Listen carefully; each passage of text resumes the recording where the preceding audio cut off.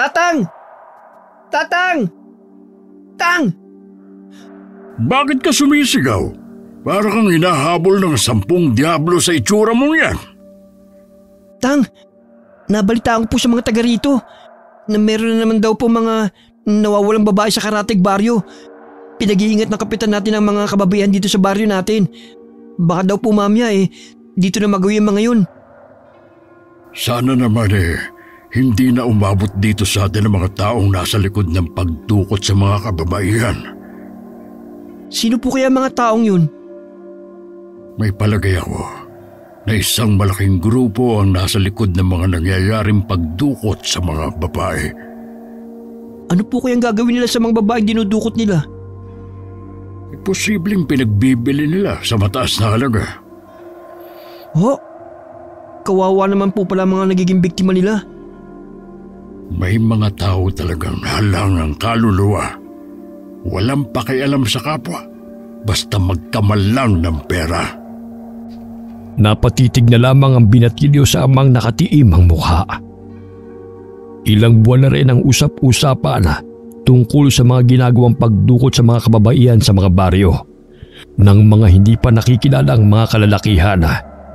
Di umano, pinapasok pa ng mga ito ang bawat bahay para lang makakuha ng mga dalagang nais nilang dukutin. Maraming haka-haka ang mga tao na baka daw ibinebenta ang mga kababaihan sa mga banyaga o di kaya dinadala sa mga bahay aliwan. Ngunit wala ni isa makapagturo kung saan dinadala ang mga ito. Basta ang sabi lamang ng mga nakakasaksi, isinasakay ang mga ito sa isang van. Marami tuloy pamilyang nangangamba, kasama na si Mang Baste. Halos naroon kasi sa baryo na yun ang kanilang mga kamag-anak. Pati tuloy si Nonoy, pinaghihigpitan na rin ni Mang Baste sa pag-alis-alis ng bahay. Saan ka na naman pupunta? Di ba sabi ko dito ka lang sa bahay? Diyan lang po, Tang. Magtitira doon lang po ng mga ibon. Ay, huwag ka lang lalayo Ayokong inaabot ka ng gabi sa labas. Opo, Tang. Dito lang po ako sa paligid. Alam mo naman na napakadelikado ng panahon ngayon sa mga tao man o hindi natin kauri. Alam ko naman po yun. Tsaka lagi naman po ako nag-iingat Naputol ang pag-uusap ng mag-ama nang may tricycle na tumigil malapit sa kanila. Nagkatinginan pa sila at parehong nagtataka kung sino ang sakay noon. Gumuhit naman ang ngiti sa labi ni Nonoy nang makilala ang bumaba sa tricycle. Patakbo pang lumapit ang binatilyo sa bagong dating. Kuya Jeff! Kamusta ka na? Ang tangkad mo na. Ayos lang, kuya. Mano po, Tang? Kaawangan ka ng Diyos. Bakit bigla ata ang pag-uwi mo ngayon dito sa atin? Sa loob ko na lang po ipapaliwanag. Oo nga naman, Tang. Kararating lang ni kuya Hayaan niyo muna siya makapagpahinga. Tara na sa loob kung gano'n. Kumain ka na ba? Opo. Kumain po ako sa bus kanina. Mabuti naman, kuya, naisipan mong dalawin kami dito. Akala ko maghihintay pa kami ng Pasko bago ka namin makita at makasama. Pasensya na kayo kung madalang lang ako nakakauwi dito sa atin. Masyado lang kasing abala sa trabaho Naiintindihan naman namin yun. Tiyak na matutuwa ang nanang gwada mo kapag nakita ka.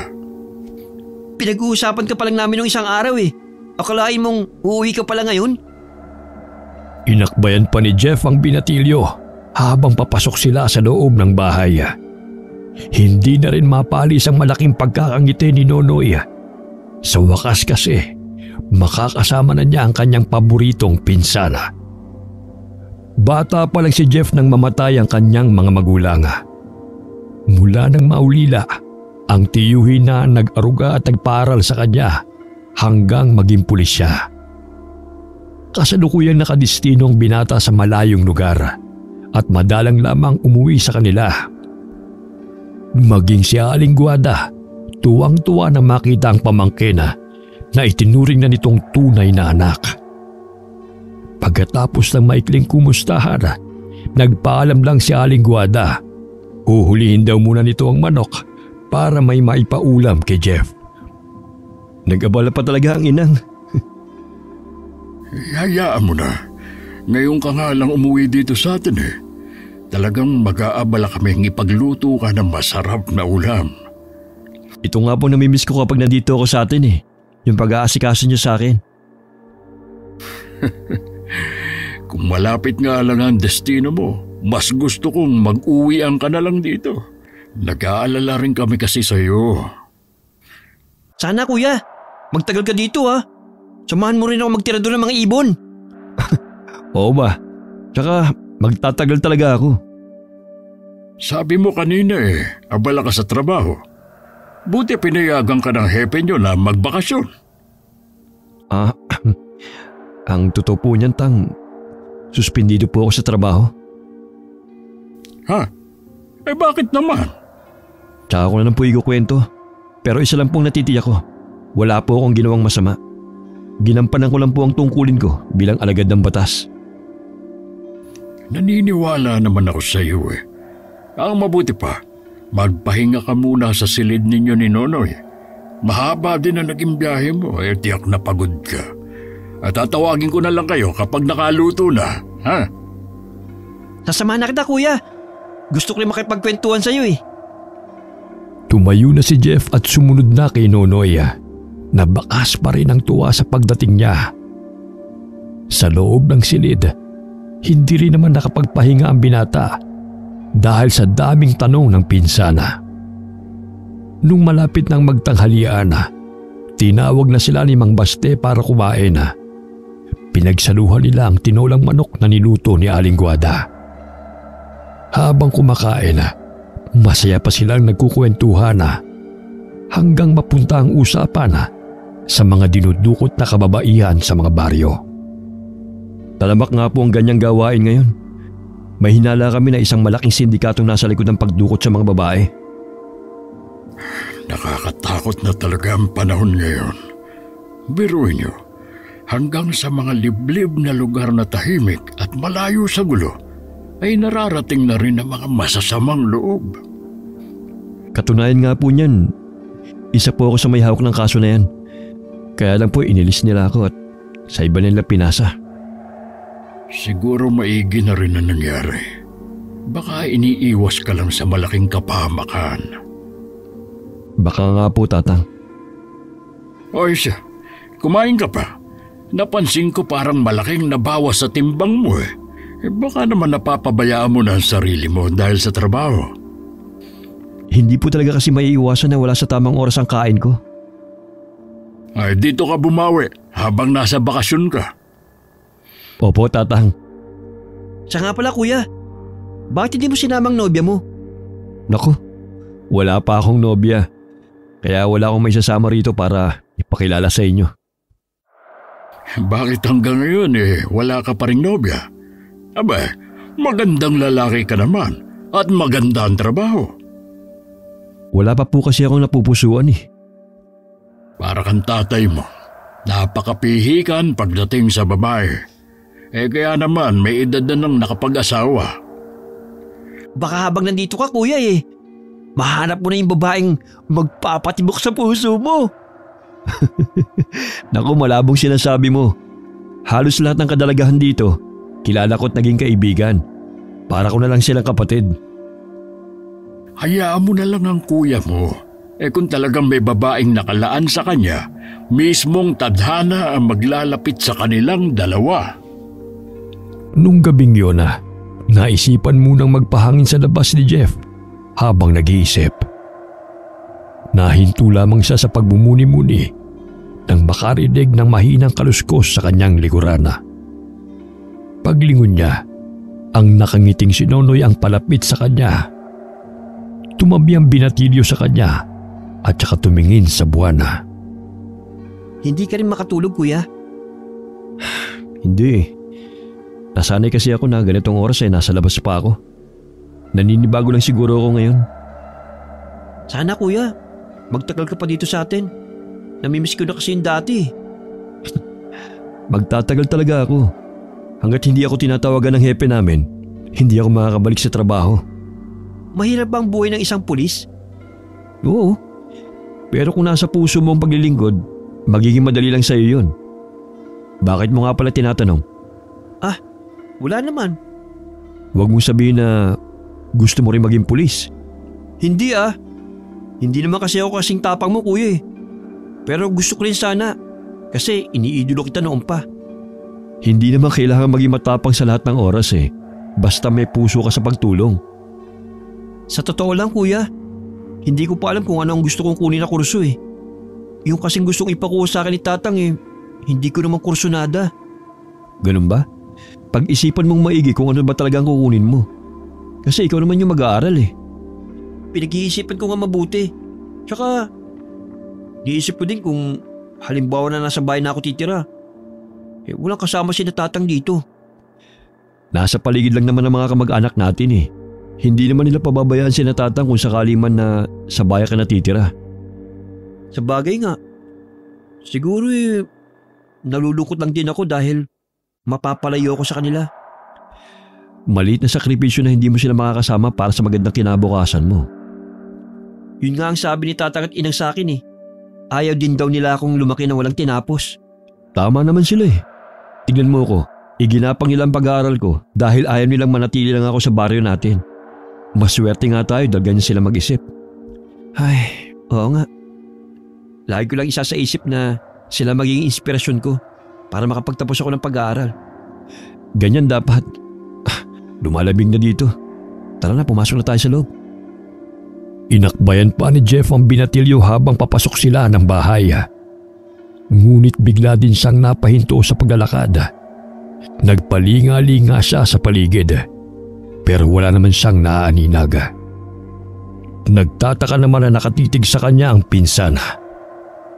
Ngumiti na lamang siya rito at pumasok na sila sa loob. Kanina pa natutulog ang mag-asawa. Dahil sa probinsyang yon, nasanay na sila na di pa man kalat ang dilim sa labas. Nakasara na ang lahat ng bintana. Kahit nakahiga na hindi pa rin dalawin ng antok si Jeff. Nang sulyapan niya ang pinsana, ay mahimbing na itong natutulog sa kabilang papaga. Hindi rin nagtagala, hinila na rin siya ng antok. Kinabukasan, nagpaalam si Jeff na dadalawin lamang ang mga kaibigan na nakatira din sa baryo na yon. Ang mag-amang Basti at Nonoy naman ay biglang naisipang mangaso sa gubat. Nang mga oras na yon, kanina pa paikot-ikot ang isang van sa isang baryo. May 3 kalalakihang armado ang bumaba sa nakahimpil na van sa di kalayuan. At sa kanila pinasok ang bawat bahay sa baryo na yon. At sa pilit ang kinuha ang mga kababaihan na halos menor de edad. Pagkatapos may isagawa ang maitim na balak, tsaka umalis ang sasakyan sa lugar na yon. Lahat ng yun ay nasaksihan ng mag-ama na dahil sa kaabalahan, hindi na nila napansin na napadpad na sila sa iniiwasang baryo na yon. Sa tingin niyo po kaya, Tang, sila na yung napapabalita na dumudukot sa mga babae? Wala nang duda na sila na ngayon. Tara nang umalis sa lugar na ito bago pa tayo abutan ng dilim. Sige po, Tang. Baka maramdaman pa ng mga taga-baryo ang presensya natin. Bakit ba kasi hindi natin namalayan na nakarating na pala tayo sa baryo na ito? Masyado tayong lalibang. Hindi ko nga rin po namalayan eh. Palubog na rin po ang araw, Tang. Bilisan mo na lang. Huwag ka nang lilingon kahit anong marinig mo. Hindi po ba tayo magsusuplong? Wala tayong gagawin na hakbang. Itiko mo na lang ang bibig mo. Wala rin naman mangyayari kung magsusuplong tayo. Tang, parang may sumusunod sa atin. Huwag kang lilingon at bilisan mo ang paglalakad mo. Mahigpit pang hinawakan ni Mang Basti ang itak na nakatali sa kanyang bewang. Si Nonoy naman, dama ang panginginig ng mga tuhod habang sinasabayan ng mabilis na paglalakad ng ama. Sumasabay din sa bilis ng paglalakad ang mabilis na tibok ng mga puso nila. Kulang na lamang na lumundag ang mga yun palabas. Nang matanaw nila ang tulay na nagdurugtong sa baryo na yun, lalo pa nilang binilisan ang paglalakad. Nang makatawid, tsaka lamang sila nakahinga na maluwag. Huwag ka nang magpahinga dyan. Kahit nakatawid na tayo ng tulay, hindi pa rin tayo nakatitiyak sa ating kaligtasan. Opo, Tang. Wala na kayo sumusunod sa atin? Hindi ko alam. Basta wag mo na lang pansinin. Magkunwari ka na lang na wala kang naririnig. Parang malapit na siya sa atin. Saktong lubog na ang araw nang malapit na sila sa bahay nila. Nakatayo naman sa labas ng bahay si Jeff at halatang kanina pa sila hinihintay. Ngumiti pa ang binata, sabay kaway sa kanila. Hindi muna dumiretso sa loob ng bahay ang mag-ama. Lahat ng kasuotan ay hinubad nila at saka sinunog. Nagtataka naman si Jeff sa iginawi nila, pero kinutuban na rin siya na may masamang nangyari sa naging lakad ng mga ito. Kung sakali mang naamoy nila tayo, hindi nila tayo masusundan. Tang, hindi ba natin ipapalam sa mga kababaryo natin ang nasaksihan natin kanina? Ano po bang nasaksihan nyo? Kasi nakita namin ang isang grupo na dinukot ang mga babae sa isang baryo. Ibig sabihin, dito naman sila naghahasik ng lagim? Bukas na bukas din ay ipapaalam ko sa mga kababaryo natin na nakita namin para mabigyan sila ng babala. Maiba po ako. Bakit kailangan nyo sunugin ang mga damit nyo? Ano po ba nangyari sa pangangaso nyo? Para hindi masundan ang amoy namin ng mga aswang. Pasensya na po, Tang. Hindi ko po maintindihan ang ibig nyo sabihin eh. Ang grupo ng mga kalalakihan ay sa baryo Maluto dumukot ng mga babae. Oh? Sa baryo na yun sila nanggaling? Oo, doon sa iniiwasan at kinatatakutang baryo na yun. Paano naman po kayo napadpad sa baryo na yun? Hindi lang namin namalayan ni Nonoy na malapit na pala kami sa lugar na yun. Nawili kasi kami ni Tatag sa pagsunod sa isang baboy ramo. Salamat naman ligtas po kayo nakauwi ni Nonoy. Ligtas nga kaming nakauwi. Nasaksihan naman namin ang isang pangyayari na maaaring magdulot sa atin ng kapahamakan. Inabukasan nga, maagang nagtungo si Mang Baste sa bahay ng kapitan ng baryo. Ipinaalam niya rito ang nasaksihan nilang mag-ama. Maging ang kapitana, kinakitaan ng matinding takot. Mas doble ang takot na naramdaman niya sa susunod na sinabi ni Mang Baste. Nasa baryo Maluto nang galing ang grupo ng mga kalalakihan. Pagkatapos ng pag-uusap nilang yun, nagpatawag ng pagpupulong ang kapitana. Pinulong niya ang lahat ng mga residente sa baryo na yun. Pinag-iingat din sila, hindi lamang sa grupong dumudukot ng mga babae, maging sa mga taong nakatira sa baryo Maluto. Samantala, pinagbawalan naman ni Mang Baste na manirador ang anak na si Nonoy. Mas makakabuti kung dito ka na lang sa bahay. Kahit po araw, hindi ako pwedeng lumabas. Maigi na yung nag-iingat tayo, lalo sa panahon ngayon. Huwag na sanang matigas ang ulo mo. Opo, Tang. Hanggang dito na lang po ako sa bakuran natin. Ay, siya nga pala. Hindi ko yata nakikita ang Kuya Jeff mo. Umalis po siya kanina eh. Pero babalik din naman daw po siya kagad bago dumilim. Sinabi ba niya kung saan siya pupunta? Hindi po eh. Pero tingin ko po, importanteng lakad niyang yun. Mabuti na rin na nandito ang Kuya Jeff mo. Kung sakaling may sumalakay sa atin na alagad ng dilim, panatag ang loob ko dahil nariyan siya. Saktong 5:00 ng hapon, dumating na si Jeff sa bahay. Nang mga oras na yon ay nakapagluto na si Aling Guada ng kanilang hapunan. Nasa labas kasi ang kanilang banggirahan. Kaya sa labis na takot Maaga nang nagluluto ng hapunan ng babae. Noong gabing yun, hindi mapakali si Nonoy.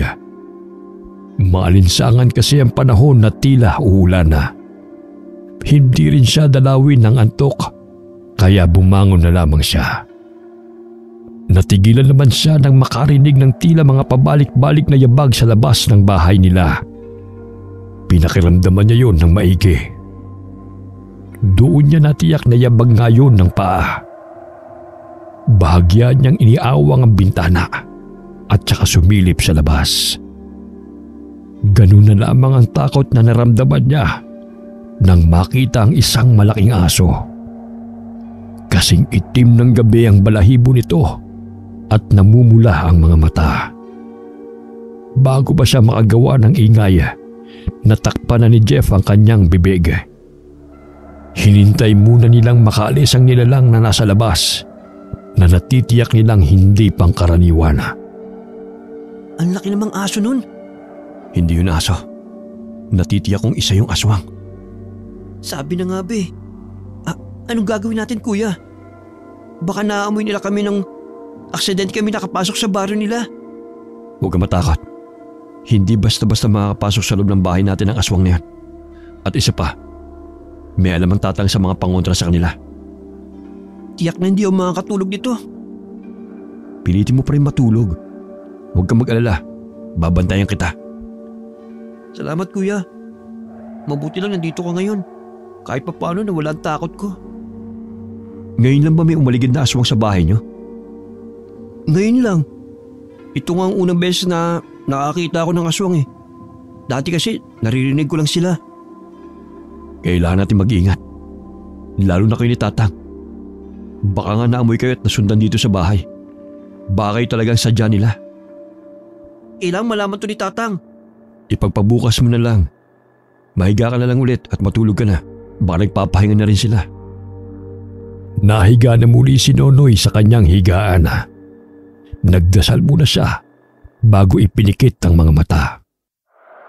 Kinabukasan, isang balita ang gumimbal sa buong baryo. Ang kapitan nila'y natagpuang wala ng buhay sa mismong silong ng bahay nito. Ayon sa nakakita sa kapitana, lasog-lasog ang katawan nito at hindi na halos makilala ang mukha dahil dinurog ang ulo nito. Wakwak din ang tiyan nito at nawawala ang mga laman loob. Hindi kayo nakita natin kagabing may gawa nun kay kapitan? Yung din ang naiisip ko eh. Baka naghanap na lang siya ng ibang bibiktimahin nang mabigo siyang pasukin ng bahay natin. Ano ba ang pinag-uusapan yung dalawa? Kasi po tatang, kagabi may nakita po kaming aswang sa labas ng bahay natin. Ano ka mo? Aswang? Hindi maganda ang kutob ko sa nangyayari. Ngayon lang kasi nangyari na dito sila ng biktima. Kailangan natin masabihin ng mga residente dito na magdoble ingat sila, lalo na sa gabi. Sige, kakausapin ko ang tiyuhin yung kagawad. Babanggitin ko rin sa kanya ang nakita niyo kagabi. Tiyak na tayong punteriya ng aswang na yun. Nakakalungkot lang na may ibang nadamay. Posible din ang sinasabi mo. Napakabait pa naman ang kapitan natin at maaasahan sa lahat ng oras. Wala na po tayong magagawa pa. Mag-ingat na lang po sana ang lahat ng mga kababaryo natin. Sunod-sunod na gabi pa ang may natatagpo ang mga wala ng buhay na mga katawan na pare-pareho ang pinsala na kanilang tinamo. Binalot ng matinding takot ang mga residente sa baryo na yon. Ang ilan pa nga sa kanila ay nagsilikas na. Ang iba na walang mapuntahan na natili sa baryo sa kabila ng matinding takot na nararanasan. Nang gabing yun, nasa labas pa ng bahay si Jeff at malalim ang iniisip. Nilapitan naman siya ni Mang Baste para kausapin tungkol sa nangyayari sa kanilang baryo. Alam kong meron kang pinaplano kahit hindi mo sabihin. Sa akin lang sana pag-isipan mong mabuti ang hakbang na gagawin mo. Hindi po pwedeng wala akong gawin. Inuubos na po ng mga halimaw na yun ang mga kababaryo natin. Kung ganon, isama mo ako sa balak mong gawin. Hindi rin ako mananahimik na lang sa isang tabi. Kaya ko na po ito. Ayoko pang madamay pa kayo sa gagawin ko. Hindi naman pwede na pabayaan na lang kitang mag-isa. Nangako ako sa mga magulang mo na hindi kita pababayaan. Alam ko naman po na nangako kayo sa kanila. Pero gusto ko po itong gawing mag-isa. Pero sana, sabihin mo sa akin ang mga gagawin mo para makapaghanda rin kami. Opo, Tang. Sasabihin ko naman po talaga sa inyo eh. Mabuti pa, tara na sa loob ng bahay. Kanina ko pa nararamdaman na para bang mayroong nanunood sa atin. Bigla nga rin po nag-ibang simoy ng hangin sa paligid. Kaakibat na talaga nila ang masangsang na amoy na tila nabubulok na laman. Tama ka dyan. Pero sa dami ng mga pangontra sa loob at labas ng bahay, mahihirapan silang makalapit sa atin. Kaya nga po kahit nasa paligid lang sila eh, panatag ang loob ko na hindi nila tayo magagalaw. Pinauna na ni Jeff ang tiyuhin sa pagpasok sa loob ng bahay. Nagpalinga-linga muna siya sa paligid. Wala naman siyang kakaibang napansin, pero alam niyang nasa paligid lamang ang aswang at nagmamasid sa kanilang mga galaw. Kinabukasan, maagang gumayak si Jeff. Sa araw na yun niya balak magtungo sa Baryo Maluto. Kahit may nakakapangtakot sa dibdib, pilit niya yung nilabanan. Hinawakan pa niya ang medalyon na binigay sa kanya ng ama noon. Alam niyang ginagabayan pa rin siya ng mga magulang hanggang sa mga sandaling yun. Bago umalis, binasbasan pa siya ni Mang Baste. Mabuti na rin na wala sa mga oras na yun si Nonoy. Maaga kasing nagtungo sa talipapa si Aling Guada at isinama ang pinsan. Kung naroon kasi ang binatilyo, tiyak na magpupumilit yun na sumama sa kanya. Pagdating sa tulay kung saan nagdurugtong ang dalawang baryo, huminga muna ng malalim si Jeff. Nang marating ang baryo kung saan nakatirik ang mga kabahayan, kapansin-pansin ang katahimikan ng paligid. Pero batid niya na may mga matang nakatingin sa kanya. Mula sa likurang bahagi ng bahayan, lumabas doon ang isang babae na hindi nalalayo ang edad sa kanya.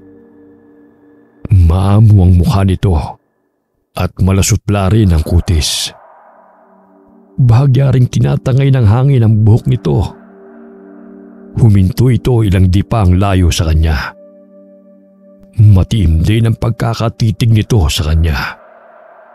Anong kailangan mo, Ginoo? Gusto kong kausapin ang tumatayong leader nyo. Ako ang kapitan ng baryo na to. Sabihin mo na kung ano ang sadya mo. Naparito ako para pakiusapan kayo. Natigilan nyo ng pagkitil sa buhay ng mga kababaryo ko. Sana hindi nyo ginambala ang pananahimik namin para hindi kayo nagugulo ngayon. Hindi kami ang gumambala sa tahimik yung buhay sa baryo na ito. Huwag nyo kami idamay. Maaaring ang hindi kayo mismo. Pero mga kauri mo sila. Malaki ang atraso nila sa amin. Dinukot nila ang ilan sa mga babae dito sa amin. Sila may atraso sa inyo. Bakit hindi silang hanapin nyo at pagbayarin? Mabangis at nakakatakot man kami. Batid mo na sa gabi lang kami malakas. Limitado rin ang kaalaman namin pagdating sa labas ng baryo na to. Meron ba akong may tutulong? Bakit gusto mo kaming tulungan? Gagawin ko ito para sa mga kababaryo ko. Ayokong ubusin nyo sila. Kung kayo nagnanais ang tahimik na buhay, ganun din kami. Ano ang kaya mong gawin para matulungan kami? Sabi mo nga, limitado ang magagawa nyo sa labas ng baryo nyo. Ako ang kikilos para sa inyo at maghahanap sa mga dinukot nyong mga kasamahan. Kahit malaya ka pang magawa ang gusto mo, pangkaraniwang tao ka pa rin. Paano mo mahahanap ang mga kadalagahan na dinukot sa aming baryo? Isa akong alagad ng batas. Dati kong hawak ang kaso ng pagdukot sa mga babae. Paano namin natitiyak na tutulungan mo nga kami? May isa akong salita. At isa pa, ang kapalit naman ng tulong ko ay ang kaligtasan ng mga kababaryo ko. Kaya inaasahan ko na makikipagtulungan ka. Lahat gagawin ko. Maibalik lamang ang mga babaeng dinukot sa aming baryo. Nagtagisan pa sila ng titig sa isa't isa. Waring sinusuri ang katotohanan sa bawat salita na kanilang binitiwan.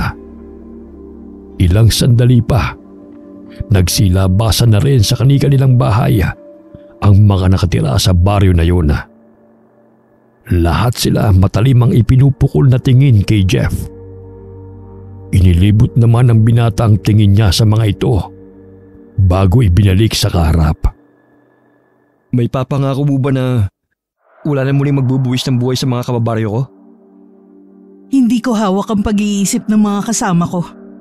Pero lahat gagawin ko para pigilan sila. Basta bilisan mo lamang alamin kung saan matatagpuan ang mga dinukot naming kasamahan. Huwag ka mag-alala. Gagawin kong lahat para malaman kung saan sila dinala. Aasahan ko yung mga sinabi mo. Napansin ni Jeff na nagtatago ang araw sa makapal na ulap. Kaya naman naging madilim ang paligid. Nang mapansin niya na mga nakatira roon naging mabangis ang mga aura nila. Nang tignan niya si Hera, kalmado pa rin ito, hindi katulad ng mga kasama. Tumungo si Jeff at saka humakbang paalis sa baryo na yon. Balak sana siyang sundan ng 3 kalalakihan nang pigilan sila ni Hera. Pagdating niya sa bahay, nag-aabang na sa kanya si Mang Baste. Agad na umaliwalas ang mukha nito nang makita siyang paparating. Ano nangyari? Nakausap ko po ang kapitan ng baryo Maluto. Gusto nilang maibalik ang mga kasama nilang dinukot. Kapalit ng katahimikan ng baryo natin. Parang imposible naman ang hinihingi nilang kapalit. Hindi po, Tang. May mga nakalap na rin naman po akong impormasyon tungkol sa grupo na yun dati. Doon ako mag-uumpisa. Magsabi ka lang kung kailangan mo ng tulong. Nandito lang ako. Mabuti pong wag na lang po kayo makialam. Dumito na lang po kayo sa bahay. Ito lang ang pakatandaan mo. Huwag ka pa rin magtitiwala sa kanila. Iba silang mag-isip kesa sa atin. Tumango naman si Jeff sa sinabi ng tiyuhin. Hindi rin niya maiwasan na mapabuntong hininga habang nakatingin sa kawalan. Para namang tukso na biglang lumitaw ang imahe ng babaeng nakausap niya kanina. May panghihinayang din na hindi niya inadam ang pangalan nito. Ipinilig na lamang niya ang ulo at saka kinuha ang mga envelope na dala niya nung umuwi siya roon. May mga kasamang litrato yun nakuha ng kasamahan niya na napatay sa enkwentro. Ang kasama niya ang mas pursigido na matunto ng grupong dumudukot sa mga kababaihan para ibenta sa mga parukyano. Dahil okupado siya sa pagtitig sa mga litrato na nasa harapan, hindi na niya namalayan ang paglapit ni Nonoy. Bago pa niya mapigilan ang binatilyo, nahawakan na nito ang isang litrato. Sino mga to, kuya? Sila yung mga nawawalang babae na hinihinala na dinukot at ibinenta sa mga dayuhan para pagkakitaan. Ang babata pa nila, tsaka ang gaganda. Tama ka. At sinira lang ng grupong yun ang kanilang kinabukasan. Kuya, kapag kailangan mo ng tulong, magsabi ka lang sa akin Tutulungan ko sa abot ng aking makakaya. Pareho kayo ni Tatang ng sinabi. Pero masyado ka pang bata para sumali sa ganitong operasyon. Ang mabuti pa, tulungan mo na lang ang nanay mo. Hindi na po ako bata musmos. Tsaka, gusto ko talaga makatulong sa'yo O sige, mapilit ka. Sasabihan na lang kita. Asahan ko yan Napangiti naman si Nonoy sa sinabing yun ng pinsana. Noon pa talaga ay iniidolo na niya si Jeff. Kaya masaya siya makasama sa mga plano nito. Panandalian din tumahimik ang kanilang baryo. Hindi na muling sumalakay ang aswang sa mga residente roon. Bagamat nababalot pa rin ng takot ang mga tao. Si Jeff naman, Halos hilahin ng mga araw para lang matapos ang kanyang ginagawang pag-iimbestiga. Nang araw na yon, bigo siyang umuwi na walang bagong impormasyon na nakuha tungkol sa grupo na kanyang sinusubaybayan. Anong balita sa lakad mo? Wala pa po, Tatang. Masyadong madulas yung grupo na yon. Lalo pa sila naging maingat ngayon dahil alam nilang hinahanap na sila. Hindi rin tayo dapat pakampante sa pananahimik ng mga aswang. Wala akong tiwala sa kanila. Huwag po kayong mag-alala. Ginagawa ko na po ang lahat ng pwede kong gawin. Lumapit na rin po ako sa lahat ng pwede kong lapitan para mapabilis ang paghahanap sa mga kasama nilang dinukot. Salamat, Iyo, sa pagmamalasakit mo sa mga kababaryo natin. Hindi lang po yun ang dahilan ko. Tungkulin ko po yun bilang alagad ng batas. Tsaka, taga rito din po ako sa baryo na ito. Hindi po ako basta tatahimik na lang sa isang tabi. Isa kang bayani para sa amin. Hindi po ako isang bayani at ayoko rin po maging isang bayani.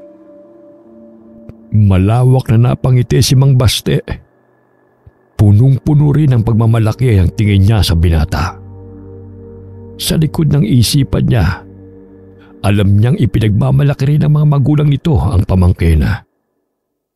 Nagkalambong bigla ang sayang na nararamdaman niya nang maalala ang nangyari sa mga magulang nito. Bakit bigla po kayo nalungkot, Tang? Naalala ko lang ang mga magulang mo. Hanggang ngayon, hindi pa rin natin tukoy kung sino ang may kagagawan sa pagkamatay nila. Isa sila sa dahilan kung bakit pinili ko maging pulis. Matagal ko nang hinahangad na mahuli ang taong pumaslang sa kanila ng inay. Naalala ko, bago pa malagutan ng hininga ang itay mo sa mga bisig ko, meron siyang sinambit tungkol sa taong responsable sa nangyari sa kanila. Patawarin mo ako. Ngayon ko lang naalala. Ano pong sinabi niyo, Tay? Meron daw pulang balat sa mukha ang taong yon. At yung medalyon na suot mo ay galing sa taong yon. Akala ko po kay Itay ang medalyon na ito. Pasensya ka na kung hindi ko agad sinabi sa'yo. Naisip ko kasi na balang araw, yung medalyon na yan na magdadala sa'yo sa kung sino ang salarin sa pagkamatay ng mga magulang mo. Naging palaisipan yun kay Jeff. Mula nang magkausap sila ng tiyuhin tungkol sa mga magulang, madalas na siyang nag-iisip. Muling nabuhay din sa dibdib niya ang pagnanais na makaganti sa taong pumatay sa mga magulang. Buong maghapong nasa labas si Jeff. Nakipagkita kasi siya sa isang pinagkakatiwalaang kaibigan para humingi ng tulong. Di ba tinanggal ka na sa kaso na yan? Bakit nanghihingialam ka na naman? Ginagawa ko ito para sa kabutihan ng nakararami. Anong ibig mo sabihin? Mabuti nang hanggang dito lang ang nalalaman mo. Ayokong pati ikaw madamay. Pambihira ka naman. Parang hindi tayo magkaibigan yan eh. Higit pa sa kaibigan ng turing ko sa'yo. Para na rin kitang kapatid. Kaya nga hanggat maaari, mabuti na yung wala kang alam. Okay, sabi mo eh. Huwag ka na magtampo. Hindi ako nagtatampo. O paano, mauna na ako sa'yo. Susunduin ko pa kasi si Missy sa bahay ng mga magulang niya. Mag-iingat ka ha. Salamat ulit dito sa impormasyon na ibinigay mo. Malaking tulong to sa ginagawa kong pag-iimbestiga. Wala yun. Mag-iingat ka rin sa pag-uwi mo ha. At ingatan mo yung mga binigay ko sa'yo. Samantala, sa isang mansyon kung saan dinadala ang mga babaeng dinudukot ng isang grupo, maririnig ang mga iyakan ng mga babae. Bawat pasilyo ay puro mga nakapinid na pinto ang makikita. Napapaligiran din yun ng maraming bantay. Nakatayo ang mansyon sa pinakamataas na gulod na kung saan matatarik ang ibabang bahagi. Maririnig din sa paligid ng malalakas na hampas na mga alon. Mahirap puntahan ang lugar na yon dahil sa matarik na daan paakyat. Ang tanging paraan para makarating sa tuktok ay ang helikopter na siyang naghahatid sa mga parokyano na bumibili sa mga babae. Mula sa malayo, tanaw ni Jeff ang sinasabing mansyon na nakatirik sa mataas na gulod. Ayon sa nakuhang impormasyon, doon dinadala ang mga babaeng dinudukot ng isang grupo. Dahil sa pagmamanmana, hindi niya namalaya na kalat na ang dilim sa paligid. Nang mapagtantong gabi na, nagmamadali na siyang umuwi. Habang daan, hindi niya maiwasan ang kabahan. Kanina pa kasi siya nakakaramdam na may sumusunod sa kanya. Sa biglang paglingon, doon tumambad sa kanya ang isang aso na hindi pangkaraniwan ang laki. Mapupula ang mga mata nito at kumislap pa ang dalawang pangil nito nang tamaan ng liwanag ng buwan. Inilabas ni Jeff ang baril na nakasuksok sa kanyang bewang. Pero bago pa siya makapagpaputok, mabilis na siyang nasunggaban ito at nakagat sa braso. Napaigik na lamang siya sa sakit. Nang paputukan niya muli ito, nagawa pa nitong iwasan ang bala ng kanyang baril. Maliksi ang kilos nito at nahihirapan siyang puntiryahin. Nang malapit na muli ito, sa kanya hinugot ng patalim at saka inundaya ng aswang sa leeg. Umangil ito ng malakas pero nagawa pang tumakbo palayo. Hawak ang braso na may sugat, umuwi siya sa bahay. Nandito na si Kuya Jeff! Ano nangyari sa'yo? Nakainkwentro ako ng isang aswang habang pauwi ako. Ano ka mo? Akala ko ba may kasunduan kayo ng kapitan ng mga aswang? Bakit ka inatake ng kauri niya? Tama po kayo. Hindi sila maaaring pagkatiwalaan. Pero hindi dapat nila ginawa yan sa'yo. Ikaw lang ang tumutulong sa kanila. Mamaya niyo na po siya kausapin, Tang. Gamutin niyo na po si Kuya Jeff. Oo nga. Pasensya na. Si Aling Guada na naglinis ng sugat ni Jeff. Habang kumuha naman ng mga halamang gamot si Mang Baste na ipinantatapal sa sugat ng binata. Malalim ang kagat sa braso ng binata. Bumakat pa sa balat nito ang mga pangil ng aswang na umatake rito. Hindi rin maipinta ang mukha nito dahil sa matinding kirot na dulot ng sugat niya. Inaapoy na rin siya ng lagnat. Naaawa naman si Nonoy habang pinagmamasdan siyang pabiling-biling sa higaan. Huwag ka na mag-alala. Magiging maayos din ang lagay ng Kuya Jeff mo. Nangingitim po ang paligid ng sugat niya. Hindi po ba delikado yun? Nalinisan na rin natin ang sugat niya at napainom ng halamang gamot. Malakas ang resistensya ng kuya mo. Kaya niyang labanan ang laway ng aswang na kumapit sa kanya. Magpahinga na lang po kayo, Tang.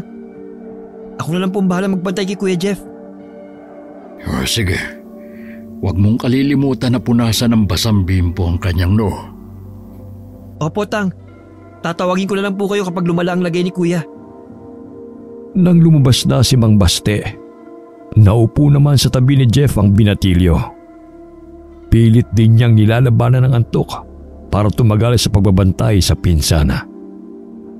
Nung hating gabi na, nakarinig si Nonoy ng mga kaluskos sa labas ng bahay. Pagsilip niya sa maliit na butas sa dingding ng bahay, nakita niya ang 3 malalaking aso. Pawang namumula ang mga mata ng mga ito at paikot-ikot sa paligid ng kanilang bahay.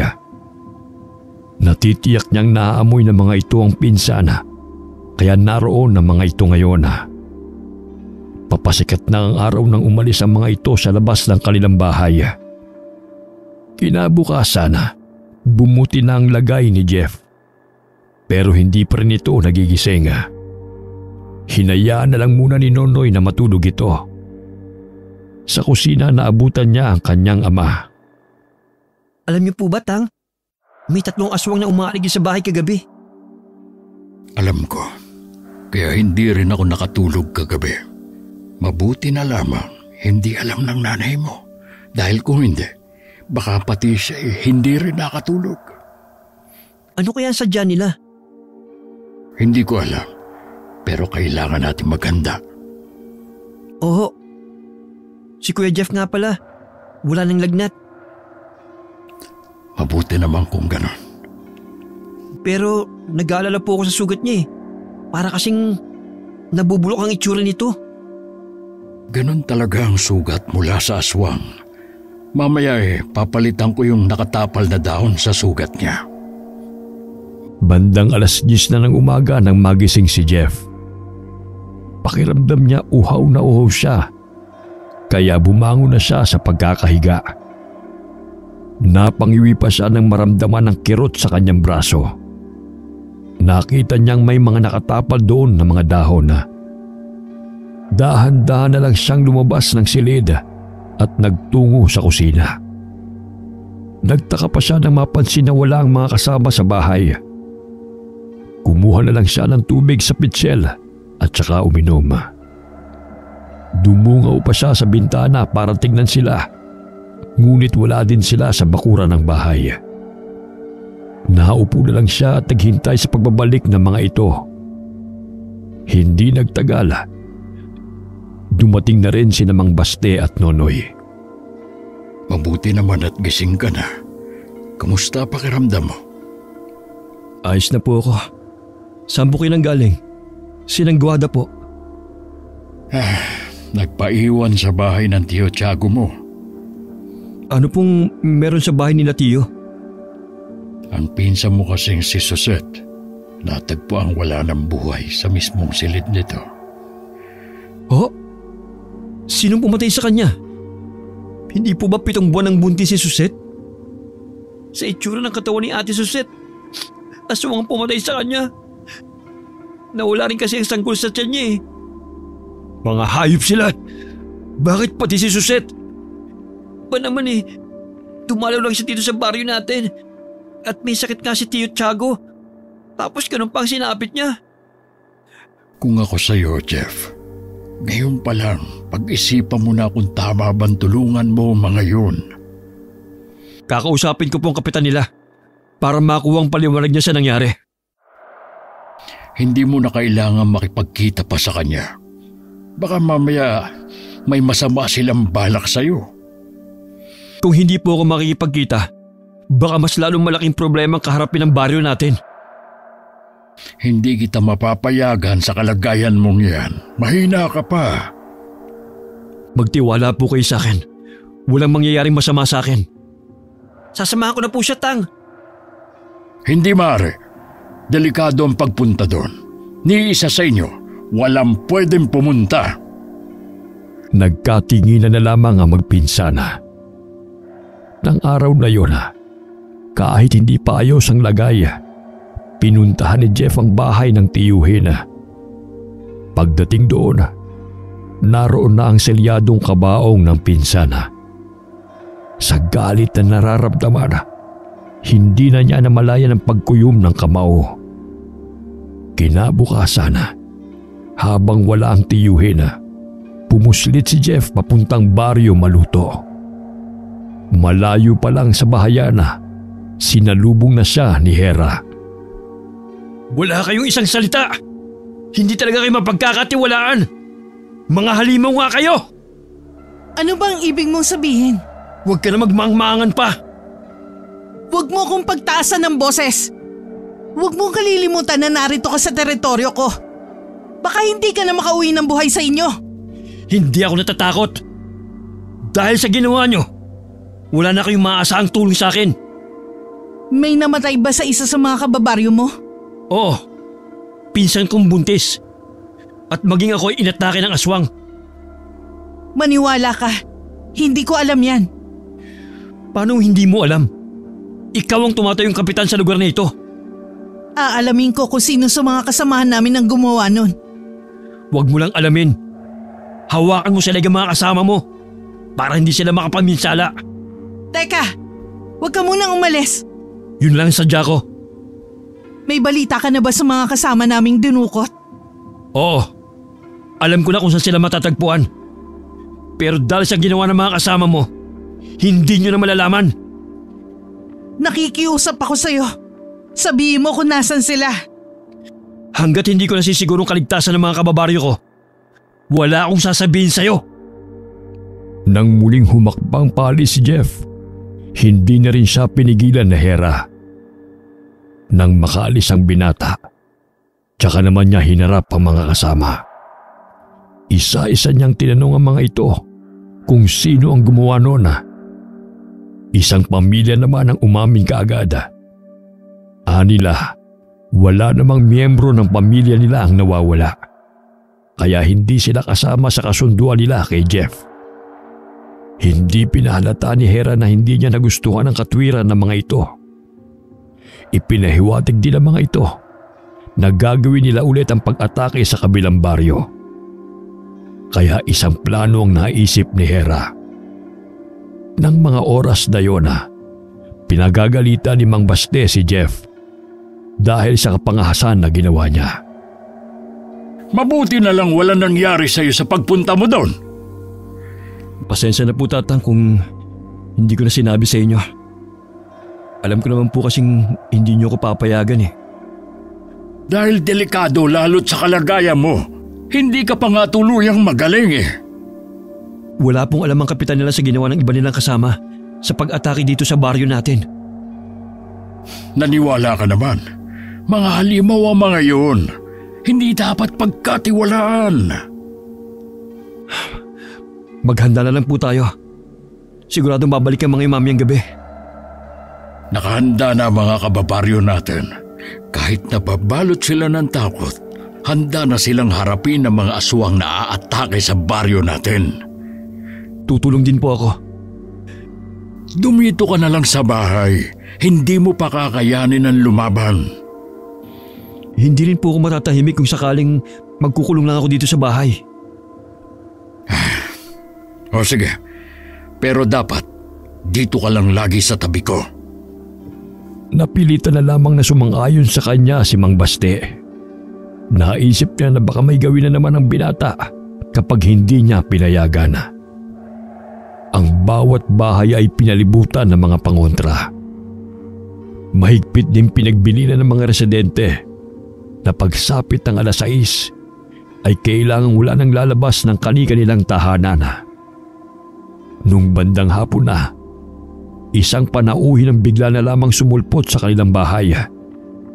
Hindi na naitago pa ni Jeff ang pagkabigla at pag-aalala para dito. Mukhang hindi ka natutuwa na dinalaw kita dito Hindi naman sa ganun. Kaya lang wrong timing kasi yung pagpunta mo rito eh. Bakit? May ginagawa ka bang mahalagang bagay? Wala naman, kaya lang malapit ng gumabi. Yun ba? Ayos lang kahit gabihin ako. Dala ko naman yung motor ko eh. Hindi mo ko naiintindihan eh. Delikado kung aabuti ka ng gabi sa baryo namin. Ano ba kasi meron dito sa baryo nyo? Bakit delikado? Ang mabuti pa, pumasok ka na muna sa loob ng bahay. Alam mo, habang papunta ako dito sa baryo nyo, para palang paraiso tong sa inyo. Kahit saan ako tumingin puro luntian na nakikita ko. Mukha lang paraiso ang lugar namin, pero may malagim na lihim. Lalo ako naguguluhan sa iyo Pwede pakipaliwanag nga. Ram, hindi ka dapat nagpunta pa rito sa amin. May umaatake kasi mga aswang sa baryo namin. Marami na sila na biktima. Ha? Aswang? Totoo ba talaga ang mga nilalang na yun? Oo, hanggang ngayon nabubuhay pa rin sila. Naku, dapat pala umalis na ako ngayon bago ako abutan ng gabi sa daan. Hindi na kita papayagang umalis pa. Baka may masama pang mangyari sa'yo kapag pinayagan kita. Dito ka na lang magpalipas ng gabi. Baka kayanin ko pa makalabas. Mabilis naman ang motor ko Tsaka, hihintayin ako ng misis ko. Dito ka na lang magpalipas ng gabi. Kahit ngayon lang. Ilang minuto na lang kasi palubog ng araw. Pasensya ka na, Jeff Hindi ko kasi alam. Wala ka naman kasing nababanggit sa akin Hindi ako sigurado kung maniniwala ka sa mga sasabihin ko sa'yo. Tsaka nito na lang naman sila umatake sa baryo namin eh. Dati naman, tahimik lang sila namumuhay sa baryo nila. Ano ba kasi nangyari? Bakit umaatake sila ngayon? Tsaka ko na lang ikukwento sa'yo. Kailangan mo talagang ikwento lahat para hindi na ako magugulat sa susunod na pupunta ako dito. Sabay pa silang napatingin sa labas ng bintana. Palubog na nga ang araw ng mga sandaling yon na hindi maikakaila kay Rama ang takot na nararamdaman ng mga sandaling yon. Kaya lang naman siya nagtungo roon para makita ang kaibigan at malaman ang tinitirhan nito. Noon pa kasi, nagtataka siya kung bakit tila iwas itong magpapunta ng kaibigan sa baryo nito. Ngayon alam niya na ang dahilan nito. Mainit namang tinanggap ng mag-asawang Baste at Guada si Rama. Gayun din si Nonoy na hinunta kaagad ng bisita. Dapat pagdadalaw ko dito sa amin sa umaga, hindi yung pahapon na. Hindi ko kasi alam eh. Gusto ko lang sana kasing sorpresahin ang pinsa mo. Hindi ko alam na ako pala masusurpresa. Tahimik naman dati ang baryo namin eh. Nagsimula lang naman umatake yung mga aswang nung dukutin ng mga babae sa baryo nila. Sa amin sila naghihigante. Nabanggit nga ni Jeff ang bagay na yan. Ngayon alam ko na kung bakit porsigido siyang mahuli ang grupo na yon. Sana nga mahanap na sila. Nakakaawa din ang ibang biktima nila eh. Huwag ka mag-alala. Alam na rin namin kung saan dinadala ang mga babaeng dinudukot nila. Kailangan lang namin ng magandang plano. Salamat naman pala kung ganun. Marami pang napag-usapan ng dalawa. Unang paghaharap pa lamang nila, magaan na ang loob nila sa isa't isa. Naliwanagan na rin si Ram sa lahat ng mga naglalarong katanungan sa kanyang isipan. Habang lumalalim ang gabi, pare-pareho silang hindi mapakali ng mga sandaling yon. Ang mag-asawa'y nagpaalam ng papasok sa kanilang silid. Naiwan naman ang 3 lalaki sa sala. Sa di kalayuan, maririnig ang isang alulong. Nagkatinginan pa silang 3 bago tumayo si Jeff para sumilip sa labas ng bahay. May nakita ka ba sa labas? Oo, nandyan lang sila sa labas. Anong gagawin natin? Baka pasukin tayo dito sa loob ng bahay. Nonoy, ikaw na munang bahala rito. Anong gagawin mo? Lalabasin ko lang sila. Aalamin ko na kung anong kailangan nila. Hindi ka ba natatakot? Baka mamaya pagkalabas mo agad kang sunggaban at lapain. Tama si Kuya Ram. Nakalimutan mo na bang sinabi ni Tatang? Hindi pwedeng habang buhay na lang tayong matatakot. Dito lang kayo. Sasama na ako sa'yo. Alangan naman na pabayaan kita. Humanda ka lang sa pwedeng mangyari. Sa labas, naroon muli ang 3 malalaking aso. Paikot-ikot sila sa paligid ng bahay. Nang lumabas sila ng bahay, sumalubong sa kanila ang malamig na simoy ng hangin na may masangsang na amoy. Nakatitig din sa kanila ang 3 nilalang na may mapupulang mga mata. Tumulo pa ang laway ng isa sa kanila na tila ba't takam na sa kanila. Umangil ang mga yun at pumorma na tila aatake. Nanginginig naman ang kamay na inilabas ni Ram ang baril nito at saka iniumang sa kanila. Bago man sila makagawa ng hakbang, isang malaking baboy ramong humahangos na dumating. Sinugod nito ang 3 malalaking itim na aso. Pinaligiran naman ito ng 3 habang malakas na umaangil. Sa isang iglap, nagbago ang anyo ng baboy ramo. Bumalik ito sa totoong anyo nito bilang aswang na bangkilan. Mayroon itong pakpak na kahalintulad ng isang panike at may mahabang kuko.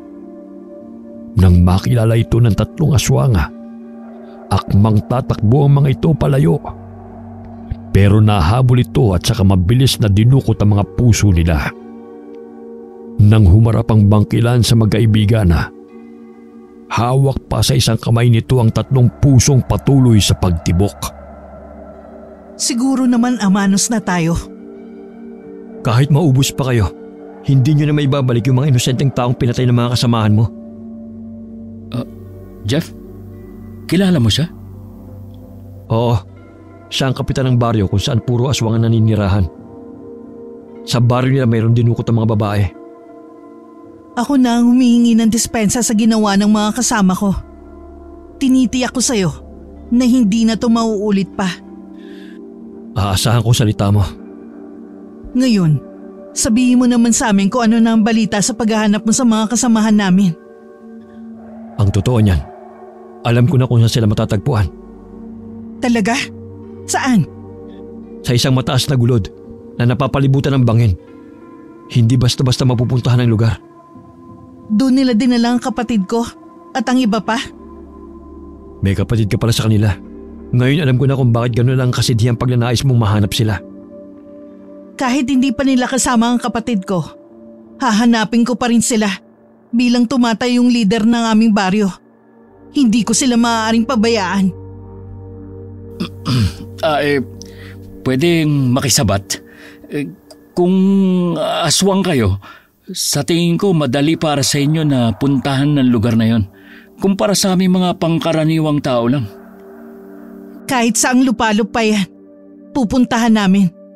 Kailangan lang namin ng eksaktong lugar. Sa palagay ko, malaking tulong ang magagawa nyo kung sasama kayo sa operasyon.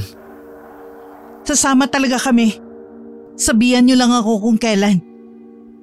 Hindi na hinintay ni Hera na makasagot ang isa sa kanila. Agad na rin siyang umalis sa lugar na yon. Nasundan pa siya ng tingin ni Jeff na nanatiling blanko ang ekspresyon ng mukha. Ringid sa kanila. Narinig at nakita lahat ni Mang Baste ang nangyari.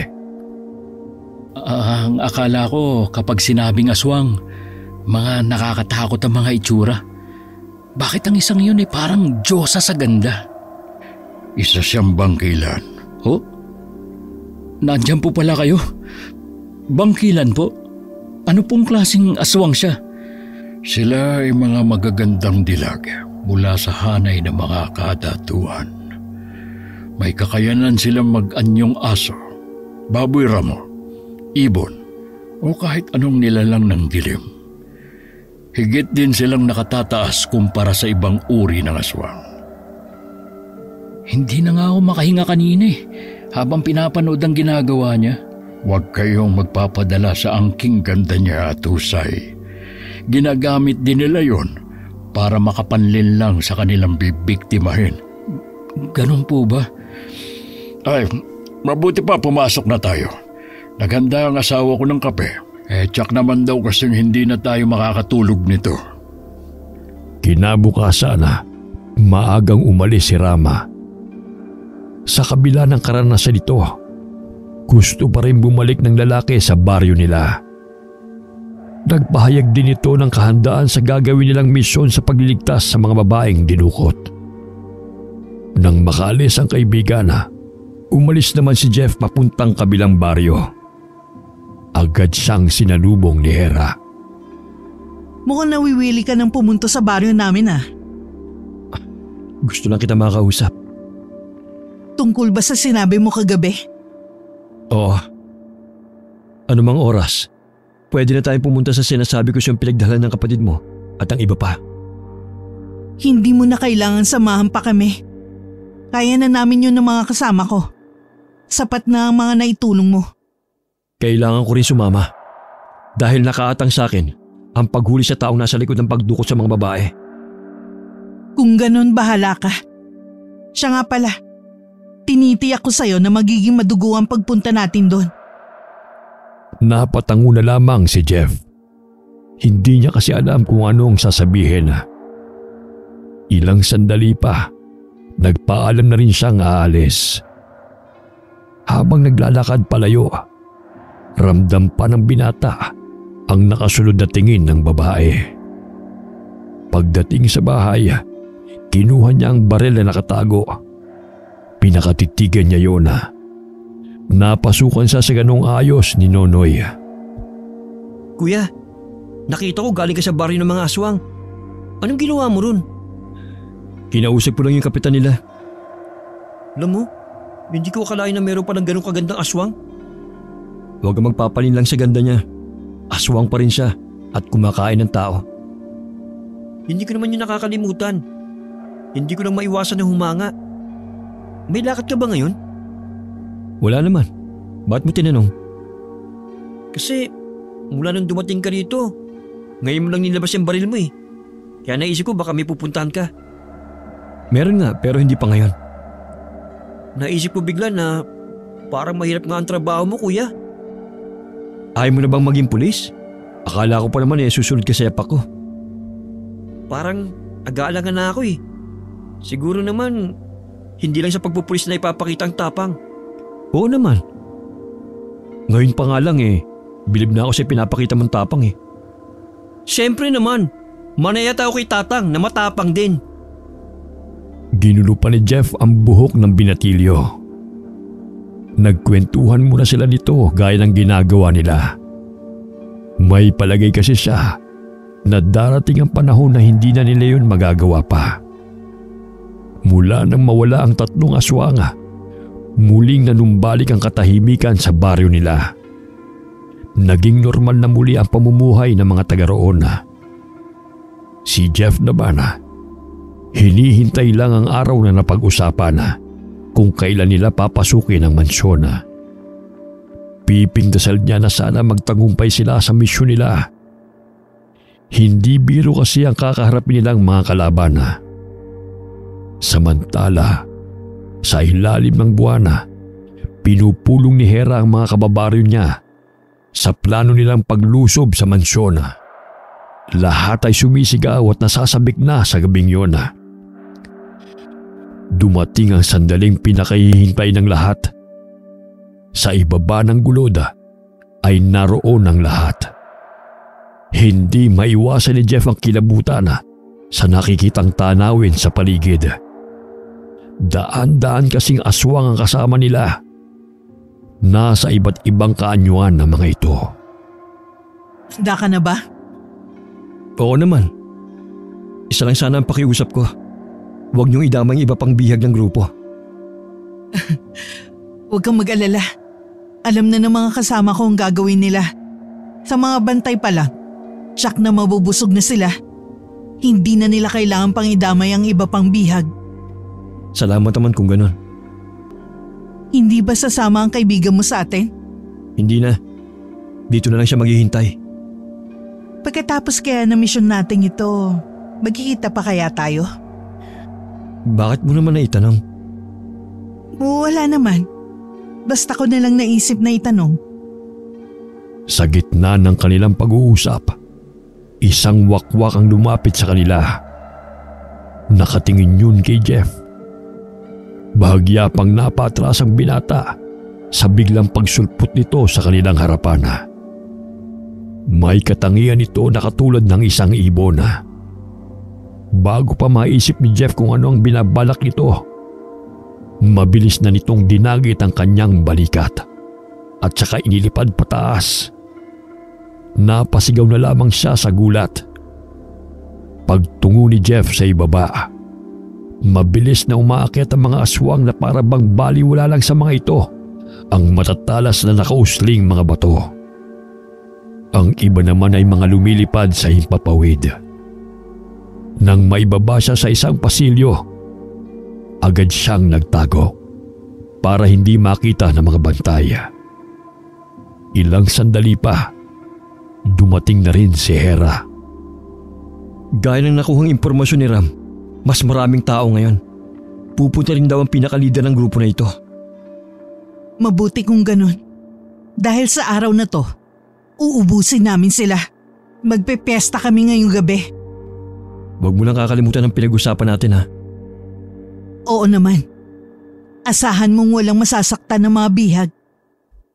Mabilis silang nagkubli nang makarinig ng mga paparating na yabaga palapit sa kanilang kinaroroonan. Isang lalaking may magarang kasuotan ang naglalakad kasama ng mga bantay nito. Bakas sa mukha nito ang matinding galit. Napatitig ng husto rito si Jeff. May pulang balat kasi ang mukha nito. Biglang sumagi sa kanya ang sinabi ng tiyuhin niya. Hanggang makapasok ang mga yun sa isang silid, nakasunod pa rin ang tingin dito ni Jeff. Siya kaya ang leader nila? Siya na nga siguro. Tugma kasi sa description binigay ni Ram tungkol sa itsura ng leader ng grupo. Naririnig mo ba yon? Yung bang huli ng isang ibon? Oo, yun na ang hudyat para lipulin sila. Ako nang bahala sa leader nila. May kailangan din kasi akong malaman. Sige, magkita na lang tayo mamaya. Ilang sandali pa, maririnig na sa buong paligid ang saring-saring ingay na nagmumula sa angil at sigawan ng mga tao. Kabi-kabila rin ang mga putok ng mga barela. Si Jeff naman, nang makitang lumabas ang mga bantay ng lalaking may pulang marka sa muka, pumasok siya roon habang nakataas ang barela. Nagulat pa ang lalaki sa bigla niyang pagpasok. Tinanggal niya ang kwintas at saka ipinakita sa lalaking namumutla sa takot. Nang oras na yon, nasagot na rin ang katanungan kung sino ang pumatay sa kanyang mga magulang. Yun ang lalaki sa kanyang harapan. Hindi pa man niya naipuputok ang barela, agad na itong pinagpiestahan ng mga aswang na hayok sa laman. Nakaririnding sigaw nito ang maririnig sa apat na sulok ng kwarto na yon. Tumalikod na lamang siya at saka hinanap ang iba pang mga bihag. Nadaanan pa niya mga nagkalat na mga lasog-lasog na katawan sa bawat pasilyo. Malapit sa may hagdana, abala naman si Hera sa pagngasab sa biktima nito. Iniiwas na lamang ni Jeff ang tingin dito. Gaya ng sinabi ni Hera, nagpiesta nga sila. Dahil sa dami ng mga kinain nilang karne ng tao. Sumisilip na ang haring araw nang bumalik sa dating anyo ang mga aswang na kasama ni Jeff. Nailigtas na rin nila ang mga bihag na babae. Napasulyap si Jeff sa papalapit na si Hera at sa babaeng kasama nito na may bahid pa ng dugo sa paligid ng bibig. Siya ba ang kapatid mo? Oo, gusto namin magpasalamat sa'yo. Kung hindi dahil sa'yo, hindi ko makakasama ulit ang kapatid ko. Kagabi tuluyan na siya naging aswang. Meron lang akong katanungan. Paano hindi nila nagawang tumakas kung mga aswang sila? Hindi pa sila ganap na aswang nang dukutin sila ng mga lalaking yun. Wala rin ako at ang iba pang matatandang mga aswang sa baryo namin noon. Kaya madali silang nakuha. Malinaw na sa akin ang lahat. Kailangan na nating umalis. Salamat muli sa tulong nyo. Wala yon. Ginawa lang namin ang mga tungkulin namin. Nang makaalis ang grupo ni Hera, pinasakay na rin ni Jeff ang nasa 20 babae na pawang mga menor de edad. Tulala pa ang mga ito at nanginginig pa sa takot. Nang magsalita si Jeff, ni isa sa kanila ay walang nagsalita. Matinding trauma ang pinagdaanan nila. Tama ka. Hindi lang sa kamay ng mga dumukot sa kanila, pati sa nasaksihan nila kagabi. Ano ba nangyari? Talaga bang naubos ang mga kalaban? Pinagpiesta nilang lahat. Walang natira sa kanila. Sana naman wala na akong makainkwentro ng mga aswang sa susunod. Sa wakas matatahimik na rin sila sa baryo nila. Sana wala namang gulo sa kanila. Pati kasi baryo naming nananahimik, nadadamay sa galit nila. Paano natin ipapaliwanag ang nangyari sa mansyon na yan? Ihatid na natin ang mga babaeng to sa kanilang bahay. Pagkatapos, umuwi na tayo parang walang nangyari. Ha? Sigurado ka? Wala rin namang maniniwala sa atin kung sakaling sabihin natin sa kanila na mga aswang ang may gawa sa nangyari sa mansyon. Baka mapagkamalan lang tayo mga baliw. Sa bagay nga, tara na ngang ihatid ang mga to. Pagkatapos maihatid ang huling 2 babae na magkababaryo pala, umuwi na rin ang 2. Gaya ng napag-usapan na nanatiling tikom ang kanilang mga bibig. Pagka-uwi ni Jeff sa bahay, masaya siyang sinalubong ng mag-anak na itinuring niya na ang pangalawang pamilya.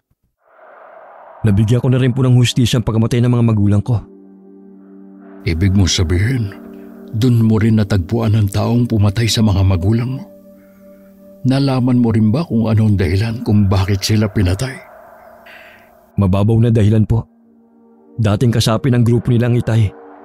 Pero mula nang makilala ng Itay ang inay, tumiwalag na siya. Yun ang dahilan kung bakit ilang taon din siyang tinugis. Nakakalungkot ang nangyari sa mga magulang mo. Nais lamang ng Itay mo na magbagong buhay kasama kayo.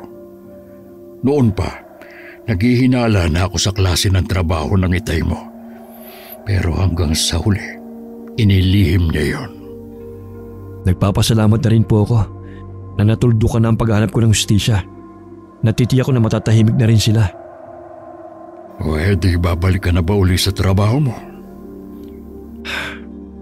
Hindi ko po alam. Para kasing nagugustuhan ko na rito sa baryo natin eh. Ganitong buhay ang hinahanap-hanap ko. Sana ang pagtira dito ang nagugustuhan mo. Hindi ang pagkakagusto sa hindi natin kauri. Hindi ko po kayo maintindihan.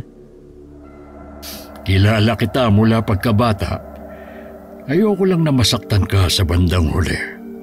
Kaya ngayon pa lang, supilin mo na ang nararamdaman mo.